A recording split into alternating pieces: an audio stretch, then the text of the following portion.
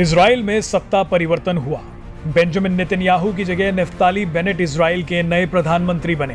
कहने को तो वो नेतन्याहू से ज्यादा दक्षिणपंथी और आक्रामक हैं, लेकिन जिस संगठन के साथ वो सत्ता की गद्दी पर बैठे हैं, क्या वो उनकी आक्रामकता की धार कम कर सकता है?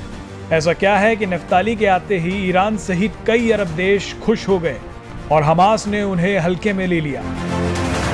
ऐसा माना जा रहा था कि कट्टरपंथी नफ्ताली गठबंधन की मजबूरियों के तले दब जाएंगे और उनका रुख फिलिस्तीन और हमास के प्रति नरम पड़ जाएगा, पर हुआ उसका उल्टा।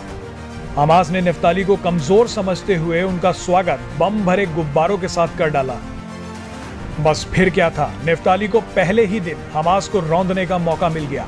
इजराइल ने भी हमास को उसी की भाषा में जवाब दिया। इसके दो फायदे होंगे। पहला ये कि नफ्ताली ने जता दिया कि उन्हें नेतन्याहू से कम ना समझा जाए, और दूसरा ये कि आने वाले दिनों में पता चल जाए कि उनके गठबंधन साथियों की क्या प्रतिक्रिया रहती है। नफ्ताली ने एक ऐसा दांव खेला जिससे हमास चारों खाने चित हो गया। दरअसल हुआ कुछ यूं कि एक बार फिर गाजा शहर धमाकों से गूंज उठा। इजराइल की डिफेंस फोर्स ने बताया कि उसके लड़ाकू विमानों ने गाजा पट्टी में हमास के कई ठिकानों पर हवाई हमले किए। ये कार्यवाही गाजा पट्टी से आग लगाने वाले गुब्बारे भेजे जाने के बाद की गई। इजरायली डिफेंस फोर्स ने बताया कि हम गाजा पट्टी से जारी आतंकवादी गतिविधियों को रोकने के लिए किसी भी हद तक जाने के लिए तैयार हैं। अब इस हमले में जान माल का कितना नुकसान हुआ, ये तो खबर लिखे जाने तक साफ नहीं हो पाया, लेकिन ये तो साफ जरूर हो गया कि नफ्ताली को हल्के में लेना हमास की सबसे बड़ी गलती थी।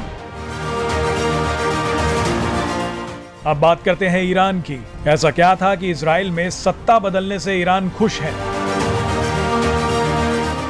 दरअसल जानकारों का कहना है कि नेतन्याहू लगातार ईरान के परमाणु कार्यक्रमों को लेकर आक्रामक थे, और तो और वो इसके लिए अमेरिका से भी टकराने के लिए तैयार थे,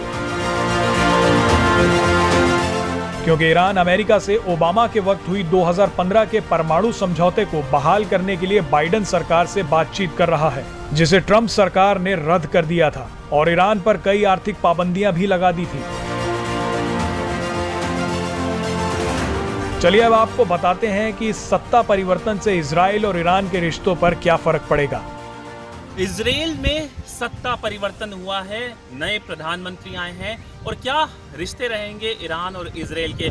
कोई बड़ी बदलाव की आशंका नहीं है, क्योंकि अभी थोड़े दिन पहले ही ईरान ने कहा है कि वो एक्सपेक्ट नहीं कर रहे हैं कि इजराइल की पॉलिसी में कुछ चेंज आएगा। और कहीं ना कहीं इन दोनों देशों के रिश्ते हमने देखे हैं काफ़ी एक तरफ से तनातनी से भरे रहे हैं। पर अगर नेतन्याहू की बात कर लें तो नेतन्याहू ने एक तरफ से अगर उनकी पॉलिसी देखें, उनकी आइडियोलॉजी देखें ईरान को लेके, तो काफ़ी तीखी थी, और उसको लेके कहीं ना कहीं ईरान में एक तरफ से एक रिलीफ ज़रूर आया होगा कि नेतन्याहू 10 सालों से ज़्यादा एक तरफ से उनका एक प्राइम मिनिस्टरशिप था, उसके बाद वो गए हैं। पर कहीं ना कहीं जो नए अगर प्रधानमंत्री की बात कर लें तो एक तो से चेंज ऑफ गार्ड हुआ है, तो एक पॉजिटिव न्यूज़ है ईरान के लिए। पर ईरान को ये पता है कि एक जो लॉन्ग स्टैंडिंग पॉलिसी है इजराइल की ईरान की तरफ, वो बदलने वाली नहीं है।